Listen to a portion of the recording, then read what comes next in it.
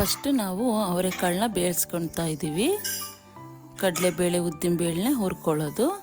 ನಾನು ಫಸ್ಟು ಅವನ್ನ ಹಾಕ್ಬಿಟ್ಟು ಆಮೇಲೆ ರವೆ ಹಾಕಿ ಅದ್ರ ಜೊತೆಲೇ ಹುರಿತಾ ಇದ್ದೀನಿ. ನಂತರ ಸಾಸಿವೆ ಜೀರಿಗೆ ಹಾಕೋದು, ಒಗ್ಗರಣೆಗೆ ಹಸಿಮೆಣಸಿನ್ಕಾಯಿ ಟೊಮಾಟೊ ಹಾಕೋದು. ಈ ಕಡೆ ಸೈಡಲ್ಲಿ 4 ಕಪ್ಪು ನೀರನ್ನ ಕಾಸ್ಕೊಳ್ತಾ ಇದ್ದೀನಿ. ಅವರೆಕಾಳನ್ನೆಲ್ಲ ತಕ್ಕೊಂಡು ಈರುಳ್ಳಿನ ಹಾಕ್ತಾಯಿದ್ದೀನಿ ಕೊನೆಗೆ. ನಂತರ ಅವರೆಕಾಳನ್ನ ಬೇಯಿಸಿರೋವನ್ನ ಹಾಕಿಬಿಟ್ಟು ಕಾದಿರೋ ನೀರನ್ನ ಆ್ಯಡ್ ಮಾಡ್ತಾಯಿದ್ದೀನಿ. ರುಚಿಗೆ ತಕ್ಕಷ್ಟು ಉಪ್ಪು ಹಾಕ್ಬಿಟ್ಟು ಸ್ವಲ್ಪ ಕುದ್ದಿದ ಮೇಲೆ ರವೆನ ನಾನು ನಿಧಾನಕ್ಕೆ ಸುರಿತಾ ಇದ್ದೀನಿ.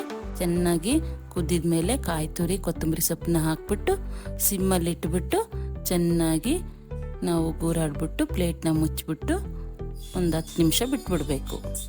ಇವಾಗ ನೋಡಿ ರುಚಿಯಾದ ಉಪ್ಪಿಟ್ಟು ರೆಡಿ ಆಯಿತು.